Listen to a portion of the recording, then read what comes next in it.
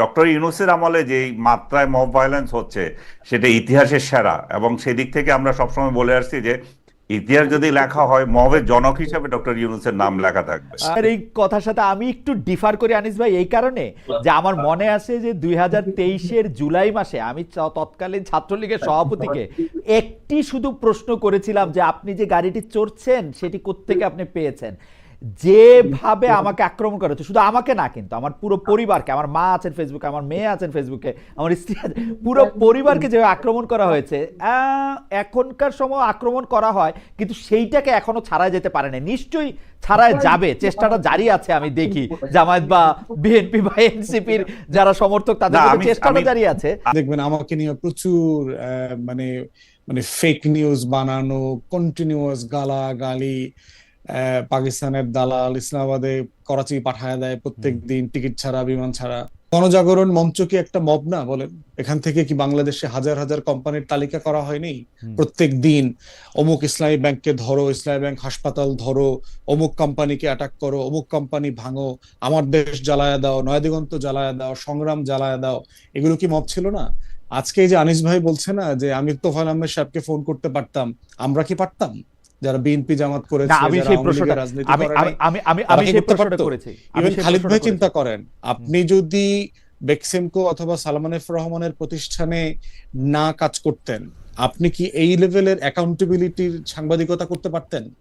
এটা কি আপনার দিগন্ত টিভির সাংবাদিকরা এই লেভেলের সাংবাদিকতা করতে পারতেন? আমার কাছে মনে হয় যে বেশে ফুয়াদ, এই প্রসঙ্গটা নিয়ে আমরা নিশ্চয়ই আরেকদিন আলাপ করব। তবে আমার কাছে মনে হয় যে বাংলাদেশের এমন কোনো টেলিভিশন ছিল না, আমি যে সময় সাংবাদিকতা করেছি 12 থেকে 19, যাদের সাথে শেখ হাসিনার সরকারের খুবই ঘনিষ্ঠ সম্পর্ক ছিল না। মানে এটা আমি যদি আজাদ সাহেবের টেলিভিশনে কাজ করতাম আপনি আমার একই কথা বলতেন, আমি যদি বসুন্ধরাতে কাজ করতাম একই কথা বলতেন, যমুনায় কাজ করতাম আপনি আমার একই কথা বলতে পারতেন।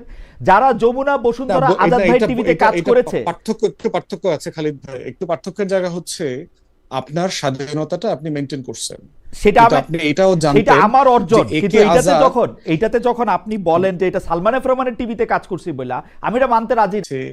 অস্ত্রের ট্রেনিং আছে এবং সেখানে তারেক রহমান থেকে শুরু করে গুরুত্বপূর্ণ এন্টি আওয়ামী লীগ ফিগারকে অ্যাসাসিন করা, দেশের বাইরে চেষ্টা করা, এগুলো নিয়ে কিন্তু সে খোলামেলা কথা বলেছে।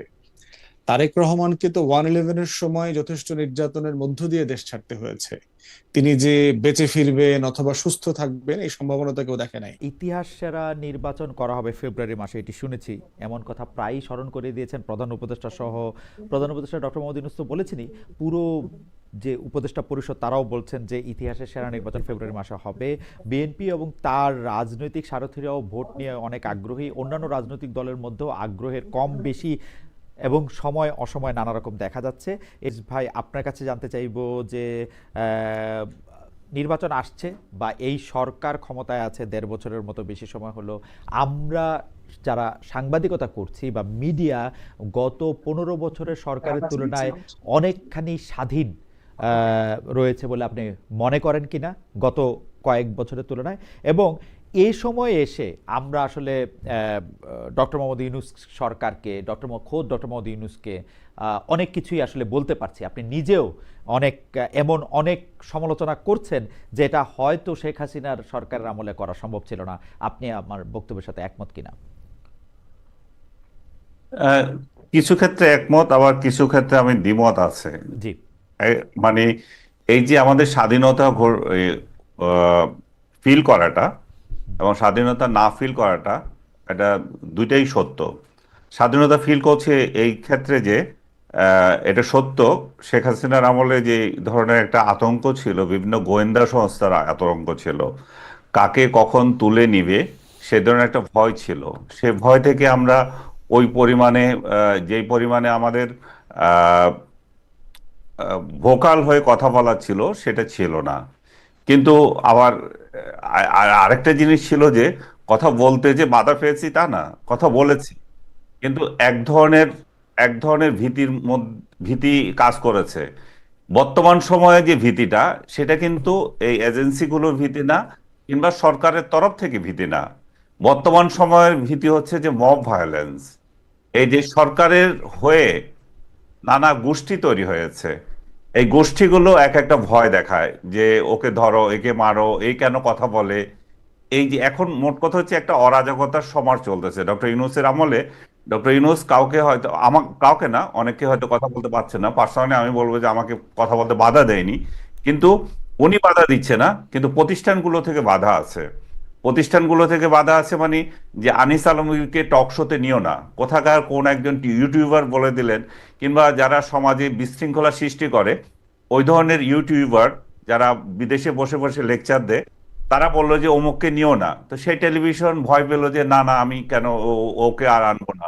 আমি নাম ধরে কয়েকটা টেলিভিশনের নাম বলতে পারি, কিন্তু এখন বলবো না সেটা, কারণ তারা নিজেরা জানে তারা কি কারণে আনতে পারছে না, এবং তারা অপারগতাও প্রকাশ করে যে এই কারণে আমরা পারছি না। এখন দেশে এমন একটা পরিস্থিতি সৃষ্টি হয়েছে, ডক্টর ইউনূস হয়তো বাধা দিচ্ছে না, কিন্তু ইউনূসের হয়ে অনেক অনেকে আমাদেরকে বাধা দিচ্ছে, বলছে যে অমুকে আনো কেন, তমুকে আনবে না। তো সেই, এবং তাদেরকে মালিকদেরকে হুমকি দিচ্ছে, তোমার তোমার দুর্নীতি নিয়ে লিখবো যদি এটা করতে থাকো। তো সেই ধরনের একটা বাধা তো আছেই। তো সেই ক্ষেত্রে আমি বলবো যে শেখ হাসিনার আমলে যে ধরনের বাধা ছিল, আমরা একটা একটা নির্দিষ্ট গোষ্ঠীকে ভয় পেতাম, একটা নির্দিষ্ট আনিস ভাই, এজেন্সিকে ভয় পেতাম। আনিস ভাই আমার এখন এখন সেই ভয়টা এমন এক পরিস্থিতি তৈরি হয়েছে যে এখন কে কার উপর কে হামলা করবে কখন তার কোনো ইয়ত্তা নেই। আনিস ভাই, আমি শুধু এই ব্যাপারটাকে, আপনি বলতেছিলেন যে এখন আর কোনো গোয়েন্দা সংস্থার কোনো ভয় নাই বা গোয়েন্দা সংস্থা তুলে নিয়ে যাবে সেই ভয়টা পাওয়া যাচ্ছে না, কিন্তু আসলে একটা মব অনেক গোষ্ঠী করে যে আপনাকে নেওয়া বা উমুককে নেওয়া তুমুককে নেওয়া সেটা থাকতেছে। এমন কি হইতে পারে আনিস ভাই যে ওই সময় হয়তো মব ভায়োলেন্সের শিকার আপনি হন নাই, কিন্তু আরো অনেকে হয়েছে? এরকম কি হইতে পারে যারা মব ভায়োলেন্সের শিকার, আপনি যেটাকে বলতেছেন সেটা আপনাকে কখনো ফিল করতে হয় নাই, কিন্তু যারা ওই সময় একটু রাইটিস্ট কথা বলছে, একটু ইসলামপন্থী কথা বলছে, বা একটু বিএনপি জামায়াতের হয়ে কথা বলছে, এমনকি বামপন্থী হয়ে কথা বলছে, তাদেরকে সাংঘাতিক রকম মব ভায়োলেন্সের শিকার হইতে হয়েছে? হ্যাঁ, সেটা তো অস্বীকার করার উপায় নাই, সেটা আমাকে নিয়েও হয়েছে। হ্যাঁ, আমাকে ছাত্র ইউনিয়নের তথাকথিত বিপ্লবী এখন সভাপতি, জি, সেও পর্যন্ত বলেছে যে একে একে ধরো, একে মারো। আমি হ্যাঁ, নাম বলবো না, এগুলো এখন খুব আনপ্লেজেন্ট শোনায়। হুম, তারপরে সবচেয়ে বড় আরেকটা ঘটনা তো আমার চোখের সামনেই আমরা দেখতে পাচ্ছি, সেটা হচ্ছে সংগ্রাম পত্রিকার হুম, যে সম্পাদক হুম, মিস্টার আসাদ, হুম, হুম, উনাকে অফিস থেকে তুলে নিয়ে মবগিরি করা হয়েছে। ওখানে ছাত্রলীগ বা ছাত্রলীগ নামধারী লোকেরা গিয়েছে। সো এই খালেদ যেভাবে বলছেন আপনি হুম, যে ভিন্ন মতের লোকদেরকে করা হয়েছে মব ভায়োলেন্স, সেটা অস্বীকার করার উপায় নাই। আওয়ামী লীগ সেটা অস্বীকার করতে পারবে না, কিংবা আওয়ামী লীগের ছাত্র সংগঠন অস্বীকার করতে পারবে না যে তারাও মব ভায়োলেন্স করেনি। তবে ডক্টর ইউনূসের আমলে যে মাত্রায় মব ভায়োলেন্স হচ্ছে সেটা ইতিহাসের সেরা, এবং সেদিক থেকে আমরা সবসময় বলে আসছি যে ইতিহাস যদি লেখা হয় মবের জনক হিসেবে ডক্টর ইউনূসের নাম লেখা থাকবে। কিন্তু আনিস ভাই, আমি একটু আনিস আলমগীর ভাইয়ের সাথে আমার একটু পরিচয়ের কথা বলি। আনিস ভাই আমার সরাসরি বিশ্ববিদ্যালয়ের বড় ভাই, অর্থাৎ সাংবাদিকতাতেও তিনি নানাভাবে আমার পথ প্রদর্শক, অনেক আগে থেকে তিনি সাংবাদিকতা করছেন। সেই দাবি থেকে আমি বলছি, আপনার এই কথার সাথে আমি একটু ডিফার করি আনিস ভাই, এই কারণে যে আমার মনে আছে যে 2023-এর জুলাই মাসে আমি তৎকালীন ছাত্রলীগের সভাপতিকে একটি শুধু প্রশ্ন করেছিলাম যে আপনি যে গাড়িটি চড়ছেন সেটি কোত্থেকে আপনি পেয়েছেন। যেভাবে আমাকে আক্রমণ করা হচ্ছে, শুধু আমাকে না, কিন্তু আমার পুরো পরিবারকে, আমার মা আছেন ফেসবুকে, আমার মেয়ে আছেন ফেসবুকে, আমার স্ত্রী আছে, পুরো পরিবারকে যেভাবে আক্রমণ করা হয়েছে, এখনকার সময় আক্রমণ করা হয় কিন্তু সেইটাকে এখনো ছাড়া যেতে পারে না। নিশ্চয়ই ছাড়ায় যাবে, চেষ্টাটা জারি আছে। আমি দেখি জামায়াত বা বিএনপি বা এনসিপির যারা সমর্থক তাদের না, মধ্যে চেষ্টাটা জারি আছে, আমি কিন্তু আমি খালেদ আপনার জি, এটাতে সিম্পেথাইজ। জি, আমি অস্বীকার করছি না যে তাটা করে নাই, আমার ওই জি, ঘটনাটা মনে নাই তাই বলছি। কিন্তু ডক্টর আসাদ সাহেবের কথা মনে আছে, সিনিয়র সাংবাদিক, প্রেস ক্লাবের মেম্বার, জি, এবং বাংলাদেশের সেটা একজন ফিজিক্যাল প্রথিতযশা অ্যাটাক, বলবো সেটা আমি। ফিজিক্যাল তো অ্যাটাক। এরকম একটা লোককে যখন এটা করেছে সেটা জি, আমার মনে আছে। আপনাকে পার্সোনালি করেছে, আপনি আপনারটা মনে রেখেছেন। জি, আমাকে পার্সোনালি যেটা করেছে বলছি না, ছাত্র ইউনিয়নের কতগুলো জি, আমার আমার জন্য করেছে। বিশেষ করে আমি যখন একবার একটা ইয়ে নিয়ে, রামপাল নিয়ে আমার একটা পজিশন বললাম হুম, যে রামপাল বিদ্যুৎ কেন্দ্র যেটা হচ্ছে, আমি মনে করি যে এটা সময়ের প্রয়োজনে বাংলাদেশের দরকার আছে, কারণ আমি এটা আমার মত রেখেছি। এবং আমি সেখানে বলেছিলাম যে এখন যারা রামপাল আন্দোলন করছে তাদের সিংহভাগ বামপন্থীরা করছে, কিন্তু হঠাৎ করে হঠাৎ করে বিএনপি এখানে অংশ নিয়ে এটাকে অন্য মাত্রায় নিয়ে গিয়েছিল, এটা অনেকের পছন্দ হয়নি, তারা তখন আপত্তি করেছে। তো আমি এটা আপনার সাথে অস্বীকার করি না যে আমাদেরকে এইভাবে ট্যাগ দেওয়া হয়েছিল তখনও, কিন্তু আমি মনে করি না যে ডক্টর ইউনূসের আমলে যেভাবে হচ্ছে এবং যেভাবে বিচ্ছিন্নভাবে যাকে যেখানে যেভাবে পাচ্ছে ওইরকম মববাজি ছিল না তখন। আপনাকে মবগিরি করেছে বা ছাত্রলীগের কোনো এক নেতা আপত্তিকর কথা বলেছে, আপনার কিন্তু একটা ক্ষেত্র ছিল, আপনি বলতে পারতেন, আপনি তোফায়েল আহমেদকে ফোন করতে পারতেন, আপনি আওয়ামী লীগের সাধারণ সম্পাদক যিনি ছিলেন তাকে ফোন করতে পারতেন, বলতে পারতেন যে ভাই এটা হচ্ছে। তারাও সেটা ব্যবস্থা নেওয়ার মতো একটা একটা সম্পর্ক ছিল আমাদের সাথে। এখন কাকে বলবো, কার বিরুদ্ধে কাকে বলবো, এইটাও এখন সেই ওই ইন্টারেস্টিং, পরিস্থিতি এটাও সেই ইন্টারেস্টিং পয়েন্ট আনিস ভাই। আমার মনে হয় যে এটা খুবই ইন্টারেস্টিং পয়েন্ট আপনি তুলে ধরছেন যে এখন আসলে বলার কে আসে। তবে আমি একটু ব্যারিস্টার ফুয়াদের কাছে আমার অরিজিনাল প্রশ্ন আছে, কিন্তু ব্যারিস্টার ফুয়াদের কাছে আমি একটু জানতে চাই যে ব্যারিস্টার ফুয়াদ, আমরা কিন্তু এরকম দেখি নাই এর আগে যে সাংবাদিকদের বা যারা কথা বলতেছে, যারা রাজনৈতিক প্রতিপক্ষ না, তাদেরকেও প্রতিপক্ষ বানাইতে। এইটার কারণটা কি আসলে? মানে সাংবাদিকরা তো আসলে হ্যাঁ আপনি বলতে পারেন 15 বছর ধরে শেখ হাসিনার সামনে সাংবাদিকরা খুবই নতজানু ভূমিকা রাখছে, কিন্তু নতজানু ভূমিকা রাখে নাই এরকম সাংবাদিকতা তো আছে।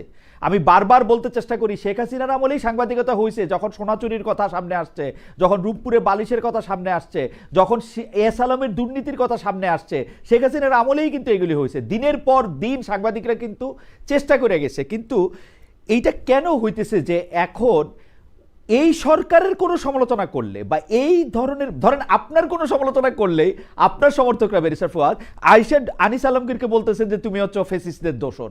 এইটার কারণটা কি আসলে, আপনার কি মনে হয় ব্যারিস্টার ফুয়াদ?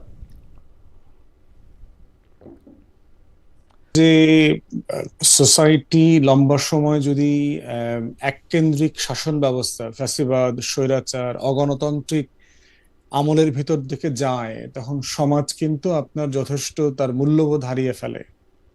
ফ্যাসিবাদের সবচেয়ে বড় ক্ষতি যেটা হয় সেটা হচ্ছে যে সমাজের ভিতরকার নাগরিকদের মধ্যকার যে সম্পর্ক, যে মর্যাদার সম্পর্ক, সম্মানের সম্পর্ক, গণতান্ত্রিক মূল্যবোধের সম্পর্ক, এই সম্পর্কগুলো নাই হয়ে যায়। তাই আজকে আপনি অনলাইনে কারণে অকারণে অথবা যে কোনো জায়গায় আপনি দেখবেন আমাকে নিয়ে প্রচুর মানে মানে ফেক নিউজ বানানো, কন্টিনিউয়াস গালাগালি, পাকিস্তানের দালাল ইসলামাবাদে করাচি পাঠায় দেয় প্রত্যেক দিন টিকিট ছাড়া, বিমান ছাড়া। তো এইটা একটা বড় জায়গা হচ্ছে ওইটা আর কি। একটা সমাজে যখন লম্বা সময় গণতান্ত্রিক মূল্যবোধের চর্চা থাকে, মানুষ যখন নিজেদের অ্যাঙ্গার, দ্বিমত, ভিন্ন মত এটাকে ভেন্টিলেট করতে পারে এবং এই ভেন্টিলেট করতে গিয়ে সে কোনো ভয়ের ভীতির মুখোমুখি হবে না, তখন সে সেই জায়গাগুলো ডেভেলপ করে। বাংলাদেশে যে যাত্রাটা শুরু হয়েছিল 91-তে, এইটা এসে হোঁচট খেয়েছে। তো গত 16-17 বছরে যেটা হয়েছে যে বাংলাদেশে সিম্পলি আমরা একটা ওকে, ফ্যাসিস্ট আপব্রিঙ্গিং এর মধ্য দিয়ে বড় হয়েছি। সাংবাদিকদের কথা আপনি যেটা বলেছেন যে কথাটা তো আসলে সত্য না। আপনি নিজে চিন্তা করে দেখেন, আপনি কি যখন ইন্ডিপেন্ডেন্টে ছিলেন তখন কি আপনি হেনস্থার শিকার হন নাই? আওয়ামী লীগের নেতারা, সাবেক এমপিরা বিভিন্ন সময় কি আপনাকে হেনস্থা করে নাই? করেছে তো। মাহমুদুর রহমান ভাই আমার না দেশের সম্পাদক কিন্তু ছিলেন, কিন্তু ওনাকে হেনস্থা করেছে না? কিন্তু ব্যারিস্টার ফুয়াদ, আমার দেশের সব বেশে ফুয়াদ, সাংবাদিক, আনিস ভাই, নয়াদিগন্তের বেশে ফুয়াদ, সাংবাদিক। বেশে ফুয়াদ, আনিস ভাই যে কথাটা বলতেছেন, যেমন ধরেন আমাকে হেনস্থা মানে কি 2015 সালে শেখ হাসিনাকে ওই প্রশ্ন করার পরে আমাকে আর কোনো কিছুতে দাওয়াত দিল না জীবনে, এটাকে আপনি হেনস্থা বললে হেনস্থা? কোনো বড় পলিটিক্যাল লিডার আসতে চাইলো না অনুষ্ঠানে, সেইটা একটা হেনস্থা বললে হেনস্থা? সারাক্ষণ ধরেন আমার বিরুদ্ধে বিষেধাগা আর ফাইল তৈরি, আমি কবে কি বলছি সেগুলি। কিন্তু এই কথাগুলিও আমি আসলে বলতে পারতাম যখনই পাইছি, যখনই আওয়ামী লীগের কোনো মন্ত্রীকে পাইছি সেগুলি বলতে পারতাম। আনিস ভাই যেটা বললেন, এখন কেউ বলার কোনো জায়গা নাই, মানে কারে আপনি বলবেন? দেখা যাচ্ছে যে আপনিও আপনার কথাই বললেন অকারণে, মানে আপনার সাথে যুক্তিতে হয়তো পারতেছে না, যুক্তিতে হয়তো মিলতেছে না, কোথাকার কোন জায়গার কোন ভিডিও বাইর করে আমাকে 100 লোক জিজ্ঞেস করতেছে যে এইটা কি ঠিক কিনা, এইটা ওইটা কিনা, মানে এগুলি কি আসলে, মানে এটা কেন? না, এটা তো বললাম যে এই যে আওয়ামী ফ্যাসিবাদের কথা বললাম, যে টোটাল মূল্যবোধ তো মানে ডিক্লাইন করেছে। ডেমোক্রেটিক যে ভ্যালু সিস্টেম, এটা তো একটা কন্টিনিউশন লাগে। একটা জেনারেশন যখন আপনি তাকে সাপ্রেস করে রাখবেন, সে যখন তার অ্যাঙ্গার ভেন্টিলেট করতে পারবে না, দ্বিমত ভেন্টিলেট করতে পারবে না, তখন তো সে সুডো মানে আইডি খুলে আপনাকে, আমাকে অথবা অন্য কাউকে সে এটা করবে।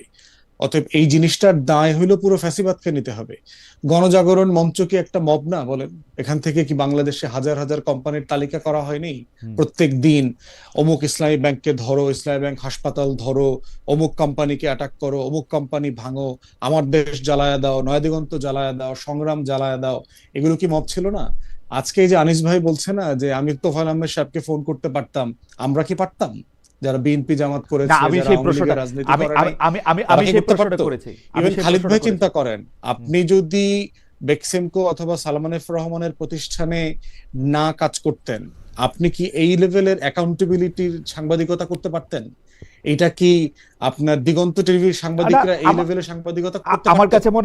কাছে মনে হয় যে বেশে ফুয়াদ, এই প্রসঙ্গটা নিয়ে আমরা নিশ্চয়ই আরেকদিন আলাপ করব। তবে আমার কাছে মনে হয় যে বাংলাদেশের এমন কোনো টেলিভিশন ছিল না, আমি যে সময় সাংবাদিকতা করেছি 12 থেকে 19, যাদের সাথে শেখ হাসিনার সরকারের খুবই ঘনিষ্ঠ সম্পর্ক ছিল না। মানে এটা, আমি যদি আজাদ সাহেবের টেলিভিশনে কাজ করতাম আপনি আমার একই কথা বলতেন, আমি যদি বসুন্ধরাতে কাজ করতাম একই কথা বলতেন, যমুনায় কাজ করতাম আপনি আমার একই কথা বলতে পারতেন। যারা যমুনা, বসুন্ধরা, আজাদ ভাই টিভিতে কাজ করেছে, একটু পার্থক্য আছে খালিদ ভাই, একটু পার্থক্যের জায়গা হচ্ছে আপনার স্বাধীনতাটা আপনি মেনটেন করছেন, সেটা কিন্তু আপনি এটাও সেটা জানতেন আমার অর্জন। যে কিন্তু একে এইটাতে যখন আপনি বলেন যে এটা সালমান এফ রহমানের টিভিতে কাজ করছি বলে, আমি এটা মানতে রাজি না। আমার চেয়ে বেশি সম্পর্ক দুইটাই আছে এখানে, দুইটা না, উপকরণই যমুনা আছে। টিভি, একটা হচ্ছে যমুনা আপনি টিভি, স্বাধীন বসুন্ধরা থাকতে টিভির চাইছেন। সম্পর্ক, আজাদ সাহেবের সম্পর্ক শেখ হাসিনার চেয়ে কোনো অংশে কম ছিল না।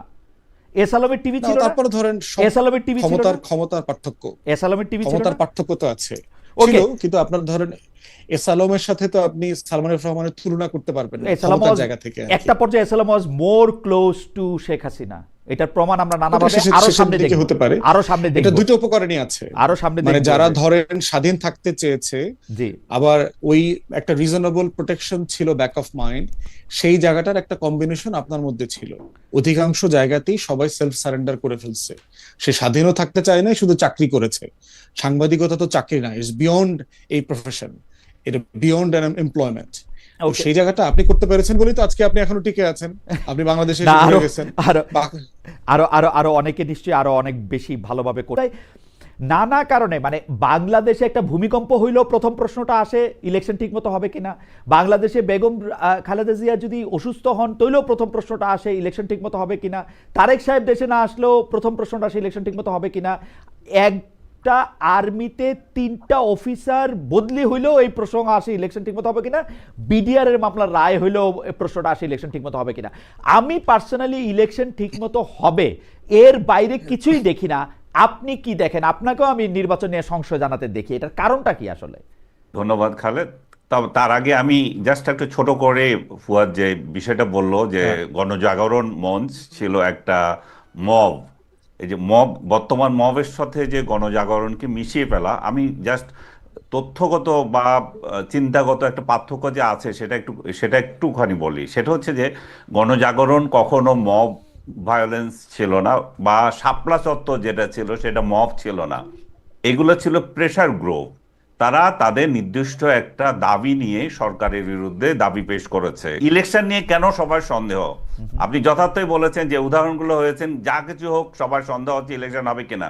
আজকে একটা রাজনৈতিক দল এই ম্যানিফেস্টো ঘোষণা করার, ম্যানিফেস্টো না, এটা কি বলবো, এই যে শিডিউল ঘোষণা করার ক্ষেত্রে আপত্তি জানিয়েছে। এখন তাতেও মানুষ সন্দেহ করছে যে ডক্টর ইউনূস কি তাহলে নির্বাচন পিছিয়ে দিয়ে আবার 5 বছর থাকার প্ল্যান করছে কিনা। এই ধরনের আশঙ্কার দুইটা কারণ আছে। প্রথমত হচ্ছে এটা একটা ইনক্লুসিভ ইলেকশন হচ্ছে না। ইনক্লুসিভ ইলেকশনের কথা যখনই আমি বলি তখন মনে করে যে অনেকের গা জ্বালাপালা করে। ভাই, বাস্তবতাটা হচ্ছে যে ইনক্লুসিভ ইলেকশন হচ্ছে না। একটা রাজনৈতিক দলকে বাদ দিয়ে, কিংবা ওই রাজনৈতিক দলের জোট সমর্থক যারা ছিল, জোটে যারা ছিল তাদেরকে বাদ দিয়ে একটা ইলেকশন হচ্ছে। এই জায়গায় কি একটা ছোট প্রশ্ন করতে পারি? আপনি বলছেন একটা রাজনৈতিক দলকে বাদ দেওয়া হয়েছে, আমি যদি ধরে নিই এই রাজনৈতিক দলটার নাম আওয়ামী লীগ, সেই আওয়ামী লীগ কি একবারও বলছে ওরা এই নির্বাচন করতে চায়? আওয়ামী লীগ কি এইটা কোর্টে, আওয়ামী লীগ কি কোর্টে এটা ট্রাই করছে? আমি বলছি যে কোর্টে এটা ট্রাই করছে তারা কি চায় নাকি? তারা বিভিন্ন সময় না, বলেছে তারা বলছে যে এই তাদের সরকার আপত্তি পরিবর্তন হচ্ছে করে তারা তত্ত্বাবধায়ক সরকার আমলে নির্বাচন চায়, ইউনূস সরকারের অধীনে নির্বাচন করতে তারা চায় না। চায় না, কিন্তু কথা হচ্ছে যে আমরা কেন সুযোগ দিচ্ছি না। আমাদের কথা হচ্ছে শেখ হাসিনার আমলে যে সমস্ত নির্বাচনগুলো হয়েছিল সেগুলো কলঙ্কিত ছিল। কেন? তারা তারা নিজেরা নিজেরা নির্বাচন করেছে, রাতের ভোট করেছে, তারা মানুষ স্যাটিসফাইড হয় নাই তাদের ভোটে। কিন্তু বর্তমান সময়ে যে নির্বাচনটা হতে যাচ্ছে, যেটা আমরা আবার ইতিহাসে সাক্ষী হতে যাচ্ছি, সেই নির্বাচনটা হতে যাচ্ছে কিছু রাজনৈতিক দলকে কমপ্লিটলি মাইনাস করে। সেই মাইনাস তারা নিজের ইচ্ছা হচ্ছে না, তাদেরকে আমরা নিষিদ্ধ করে রাখছি। বেশে ফুয়াদ, ইলেকশন ইনক্লুসিভ হচ্ছে না কারণ আওয়ামী লীগ বা জাতীয় পার্টি সহ অন্যান্য অনেকগুলি দলকে ইচ্ছা করে ইলেকশনে বাইরে রাখার একটা চেষ্টা করা হচ্ছে, তাদেরকে অপশন দেওয়া হচ্ছে না। এই জন্য লোকের মনে একটা আশঙ্কা আছে যে এই ইলেকশনটা হয়তো ইনক্লুসিভ হবে না। আপনি আনিস ভাইকে শুনেছেন এই ব্যাপারে, আপনি যদি একটু ছোট্ট করে বলেন, আমরা আনিস ভাইকে আবার একটু শুনে আপনার কাছে আসবো, একটু যদি 1-2 মিনিটে বলেন এটা, এই থিসিসটার সাথে আপনি একমত পোষণ করেন কিনা।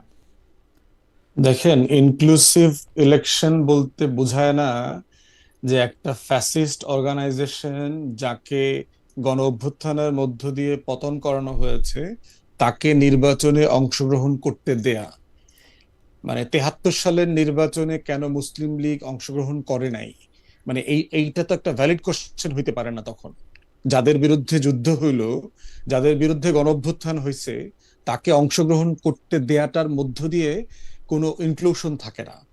দ্বিতীয়ত দেখেন যে আপনার পিলখানা গণহত্যা কমিশনের রিপোর্ট আসছে গত কদিন আগে, সেখানে পরিষ্কার করে বলা হয়েছে যে আওয়ামী লীগ দল আকারে দিল্লির সাথে কলিউশন করে এই পিলখানায় গণহত্যাটা ঘটাইছে। বর্তমানে আওয়ামী লীগের দল আকারে আইসিটিতে বিচার চলছে। আপনি মানবাধিকার কমিশনের জাতিসংঘের যদি রিপোর্ট দেখেন, সেখানে তাদের 6 সপ্তাহের আমলনামার কথা আসছে। বাংলাদেশের স্বাধীনতা, সার্বভৌমত্ব, জাতীয় স্বার্থ, মর্যাদা ক্ষুণ্ণ করবার জন্য হেন কোনো কাজ নাই যা এই দলটা করে নাই। রাজনৈতিক দলের যদি ডেফিনেশনে দেখেন যে 1991-এ কেন হোয়াইট পার্টিকে ইলেকশন করতে দেয়া হয় নাই, এটা কিন্তু তখন তর্ক ছিল না। 1945-এর অনওয়ার্স নির্বাচনে জার্মানিতে নাৎসিদেরকে কেন ইলেকশন করতে দেয়া হয়নি, অথবা ইতালিতে আমার মনে হয় যে বেরসে ফুয়াদ, আমি আপনাকে প্রশ্ন হইতে পারে বেরসে ফুয়াদ, আমি আপনাকে না। না, যে প্রশ্ন হইতে পারে না জায়গা থেকে আমি আপনাকে কয়েকটা প্রশ্ন করি। গণ অভ্যুত্থানের কথা আপনি বলেছেন, গণ অভ্যুত্থানের মধ্যে আওয়ামী লীগ আউস্টেড হয়েছে। গণ অভ্যুত্থানের মধ্যে কখনো আমি এইটা দেখি নাই যে আওয়ামী লীগকে রাজনীতি করতে দেওয়া হবে না, এটা গণ অভ্যুত্থানের দাবি ছিল।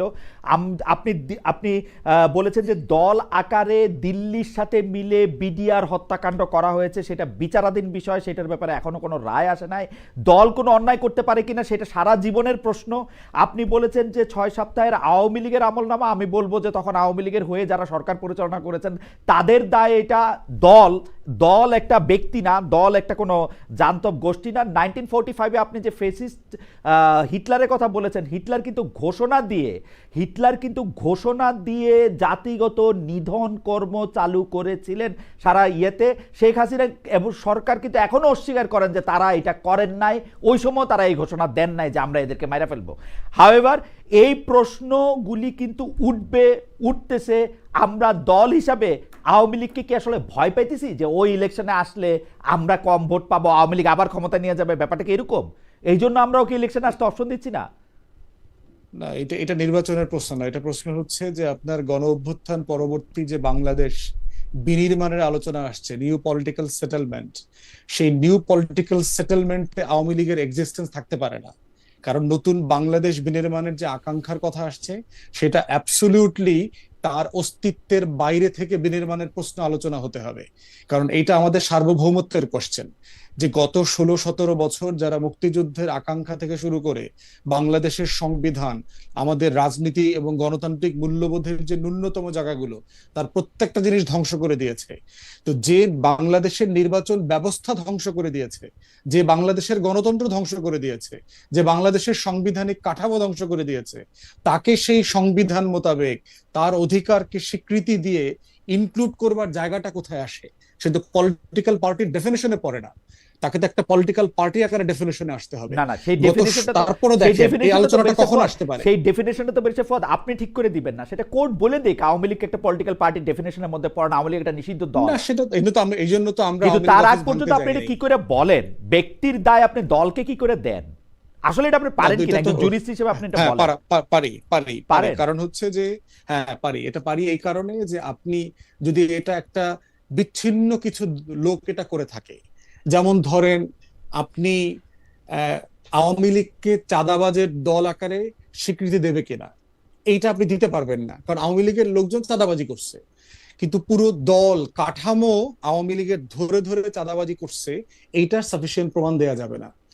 কিন্তু আপনি গণহত্যার সাথে জড়িত, গত 16 বছরে গুম খুনের সাথে জড়িত তার এই পুরো কাঠামো, তার দলের নেতৃবৃন্দ রাষ্ট্র কাঠামোকে ব্যবহার করে কিভাবে কাজগুলো করেছে, এইটা গুম কমিশনের রিপোর্টে উঠে আসছে, এটা পিলখানা গণহত্যার কমিশনের রিপোর্টে উঠে আসছে, এটা আইসিটির যে শুনানি হয়েছে শুনানিতে উঠে না না আসছে, যে পুরো কাঠামো না না, কিভাবে জড়িত এটার সাথে। আপনি আপনি আইসিটি ইভেন আপনার দেখেন এই যে শুট অন সাইট। আপনি আইসিটি জি ওয়েল বলেন। ওয়েল আমার কাছে মনে হয় যে আপনি যেগুলি কথা বললেন সেখানে হচ্ছে দল হিসাবেও দায় দেয়া যায়, সে ব্যাপারে জনাব আনিস আলমগীর আপনি কি? আপনি শেষ করে দিই। আচ্ছা, আপনি শেষ করে দেন, গণভবনে আপনি শেষ করে সর্বশেষ দেন। যে 14 দলীয় মিটিং হয়েছে, জি যেই মিটিং এর মধ্য দিয়ে আপনার মিলিটারি ডিপ্লয় করা হলো, কারফিউর মতো করে সিচুয়েশন জারি করা হলো, মোবাইল শাটডাউন করা হলো, shoot on sight policy declare করা হলো, এটা কি? এটা জেনোসাইড না? এটা একটা না না এক্সটারমিনেশনের না না, মতো করে বেরসে ফুয়াদ, আপনি ছোট বেরসে ফুয়াদ, আপনি আমাকে যদি ডেভিলস অ্যাডভোকেট হওয়ার পারমিশন দেন তাহলে আপনাকে কিন্তু তখন বলতে হবে, তখন পোশাকে থাকা লোকজন মারা যাচ্ছিল, কিন্তু পোশাকে থাকা লোকজন যখন মারা যায়, আপনার সরকার, আপনি যখন রাষ্ট্রপ্রধান হবেন, আপনি যখন সরকার প্রধান হবেন, তখন আপনি পোশাককে কিন্তু আপনি প্রোটেক্ট করতে চাইবেন। কিন্তু আপনি আমার এই বক্তব্য অনেক অজনপ্রিয় হইতে পারে, কিন্তু আমার তো কিছু বলার নাই।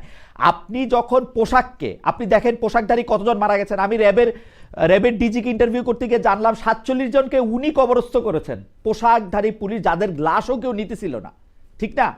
সেটা তো একটা অন্য সিচুয়েশন। আপনি সেই ঠিক সিচুয়েশন, আছে, আর সেই কিন্তু সিচুয়েশনকে বলতেছি আপনি একজন আপনি জুরিস্ট হিসেবে, কাঠামোতে দল। আপনি একজন জুরিস্ট হিসেবে আপনি একটা বলেন যে এইটাকে আপনি গণহত্যার আপনি সংজ্ঞা দিতে পারেন, ইটস আপ টু ইউ। কিন্তু ঘটনা হইতেছে যে এর জন্য আপনি দল ইলেকশন করতে পারবা না, এটার মধ্যে যাইতে পারবা না, এটা আপনি আসলে বলতে পারেন? হ্যাঁ পারি তো, কারণ দলটা তো এই পুরো কাঠামো তো এটার সাথে ইনভলভ হয়ে গেছে। ওকে, 14 দল মিলে তো এই মিটিংটা করেছে। অতএব এটা তো শুধু হাসিনা একা করে নাই, রাষ্ট্র কাঠামোকে ব্যবহার করে।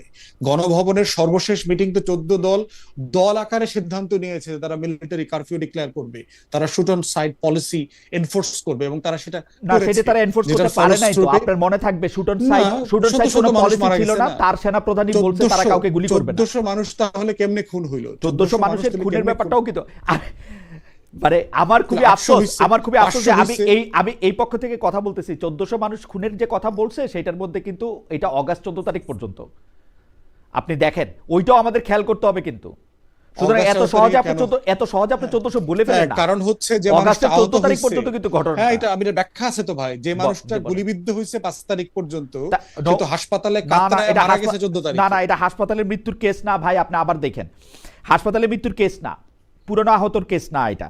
হাউএভার, আমি একটু জনাব আনিস আলমগীরের কাছে আসি। জনাব আনিস আলমগীর, আপনার কাছ থেকে যাই হোক, আপনাকে বলার আগে আমি একটু বলে নিই, একজন কামাল হোসেন উনি বলছেন, পার্সোনালি আপনাকে অনেক পছন্দ করি বা ভালোবাসি খালেদ ভাই, কিন্তু আমার মনে হয় আপনার কথা এবং আচরণে মনে হয় উপস্থাপনা আপনি পার্সিয়ালিটি করেন। ওকে, সরি ভাই, আমি একটু হানিস ভাই আপনার কাছে আসি। ব্যারিস্টার ফুয়াদ যেটা বলতেছেন যে আসলে তো শেখ হাসিনা একজন ব্যক্তি মাত্র নন, একটি দলকে প্রতিনিধিত্ব করতেন, এবং আওয়ামী লীগের কোনো লোককে আমরা কিন্তু শেখ হাসিনার এই যে, আমি খালি জুলাই আগস্ট বলবো না, 15 বছর ধরে উনি যে দুঃশাসন চালিয়েছেন, আওয়ামী লীগের কোনো লোক আওয়ামী লীগের থেকে এটি বলেছেন, আওয়ামী লীগের কোনো কাউন্সিলে বলেছেন, অন্য কোনো সময় বলেছেন বা বলার চেষ্টা করেছেন, সেইটা পর্যন্ত তো আমরা দেখি নাই আসলে। তাহলে সেই ক্ষেত্রে সেই দলটা এটার জন্য কেন সাফার করবে না? সেটার জন্য শুধু ব্যক্তি কেন আমরা আওয়ামী লীগকে আরো বেয়ার করতে হবে? আমরা কেন এই আওয়ামী লীগকে বহন করে বেড়াবো? এটা কারণটা কি আসলে? ওকে, এই ক্ষেত্রে আমি বলি যে ফুয়াদ যে যুক্তি দেখাচ্ছে, যে সেই যুক্তি তাহলে আমার রাষ্ট্রে সমভাবে প্রয়োগ হতে হবে। আমি যখন 71-এর গণহত্যাকারী রাজনৈতিক দলটিকে এই ইলেকশনে অংশ নিতে দিচ্ছি, আমি যখন প্রমাণিত সত্য আমার চোখের সামনে আছে, যেভাবে তারা মেরেছিল, তারা আলবদর আলশামস করে এই দেশের বুদ্ধিজীবীদের হত্যা করেছে, সাধারণ মানুষদের হত্যা করেছে, সামরিক বাহিনীর সহায়তা করে নিরীহ মানুষকে হত্যা করেছে, আমাদের মা বোনদেরকে পাকিস্তানিদের হাতে তুলে দিয়েছিল, সেই রাজনৈতিক দলটা কি আমি 71-এর গণহত্যাকারীর এই রাজনৈতিক দলটি তাকে সাজা না দিয়ে তাহলে ইলেকশনে দিতেছি, আবার 24-এর গণহত্যাকারী একটা রাজনৈতিক দলকে আমি নির্বাচনে দেব না, কোন যুক্তিতে বলি? সেকেন্ড প্রশ্ন হচ্ছে যে, আমি একটু বলবো আনিস ভাই, 71-এর না আমি গণহত্যাকারী শেষ করে দিচ্ছি, আমি শেষ করে তারপরে বলবো। নাৎসি পার্টির সাথে এখন তুলনা হচ্ছে আওয়ামী লীগের, তো ঠিক আছে, নাৎসি বাহিনীকে আদালত আদালতে একটা দুর্বৃত্ত দল হিসাবে প্রমাণ করে তারপর তাকে ব্যান করা হয়েছিল এবং ইন্টারন্যাশনালি করা হয়েছিল। ইন্টারন্যাশনাল আদালত, বাংলাদেশে এমন একটা কোনো আদালতে সেটার কোনো বিচার হচ্ছে? আমার ইচ্ছে হলো আওয়ামী লীগ ইলেকশন করতে পারবে না, আওয়ামী লীগকে নির্বাহী আদেশে বন্ধ করে দিলাম। আওয়ামী লীগকে, সেটা তো হচ্ছে না। আওয়ামী লীগকে যদি তার কার্যক্রমের জন্য দল হিসাবে বিচার করতে হয়, তাহলে সেরকম পরিস্থিতি তৈরি করতে হবে, সেটা আদালতে আনতে হবে। তা আওয়ামী লীগকে নিষিদ্ধ করুক, আওয়ামী লীগ কার খালো, আমার কি, তোমার কি, বা অন্যের কার কি? আওয়ামী লীগ যদি দুর্বৃত্তের দল হয়ে থাকে তাহলে সাজা পাবে। আনিস ভাই, কিন্তু কথা হচ্ছে আনিস ভাই, আমরা আইন আনিস ভাই, কেন আপনার মানছি না? আনিস ভাই, আপনার আইন বক্তব্য, না মেনে করছি কেন? আনিস ভাই, আপনার বক্তব্য বুঝতে পারছি। আপনাকে যদি আমি প্রশ্ন করি, আপনি যেটাকে ৭১-এর গণহত্যাকারী দল বলছেন, সেই দলটিকে প্রথম ক্ষমা তো করেছিলেন বঙ্গবন্ধু শেখ মুজিবুর রহমান ট্রাইপ্যাট্রিয়ট এগ্রিমেন্টের মাধ্যমে 1973-তে।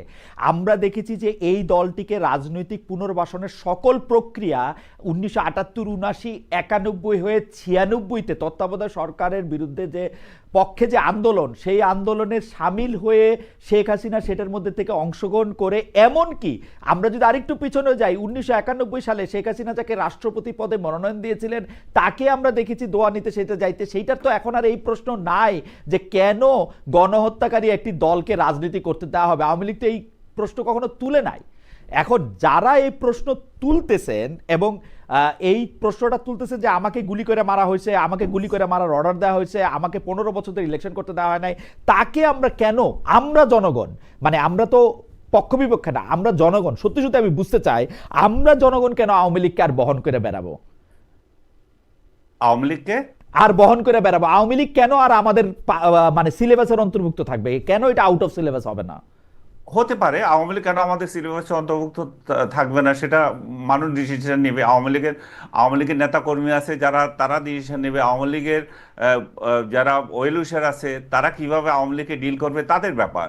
কিন্তু অ্যাজ এ ইন্ডিভিজুয়াল, আমি যখন দুইটা রাজনৈতিক দলকে যখন আমার সামনে আনা হবে, আমি আমার দৃষ্টিতে বলবো, এখন শেখ হাসিনা তাকে মাফ করে দিল, শেখ হাসিনা ওই দলের সাথে আন্দোলন করলো, শেখ হাসিনার দলের কেউ যায়া ওই প্রেসিডেন্ট প্রার্থীর পা ছুঁয়ে আসলো, এগুলোতে আমার কি এসে যায়? আমি তো আওয়ামী লীগের কেউ না, বা আওয়ামী লীগকে ধারণ করার জন্য এখানে বসে নিয়ে কথা বলি নাই। অর্থাৎ আপনি আওয়ামী লীগ যদি ন্যায়গত জায়গা অন্যায় করে থেকে, থাকে, আপনি ন্যায়সঙ্গত আওয়ামী লীগ জায়গা যদি থেকে, অন্যায় করে থাকে, সেই রাইট, অন্যায়কে আমি সাপোর্ট করব কেন?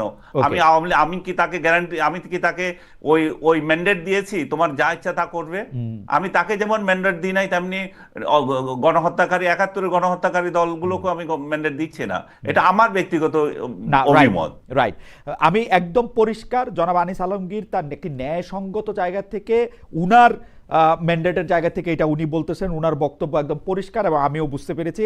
আমি জনাব ব্যারিস্টার ফুয়াদ, আপনার কাছে আমি একটু আসতে চাই অরিজিনাল প্রশ্নটা নিয়ে, যে আপনারা আসলে একটু পপুলিস্ট রাজনীতি করতেছেন থেকে আওয়ামী লীগের বিরুদ্ধে রাস্তায় কথা বলছি, আমি পিলখানা গণহত্যা নিয়ে কথা বলছি, আমি এই মায়ের ডাকের ক্যাম্পেইন করতেছি গত ৪-৫ বছর ধরে, গুম খুনের জন্য ক্যাম্পেইন করেছি, পাবলিকলি করেছি সাহস নিয়ে এবং সকল ভীতি এবং হুমকি উপেক্ষা করে।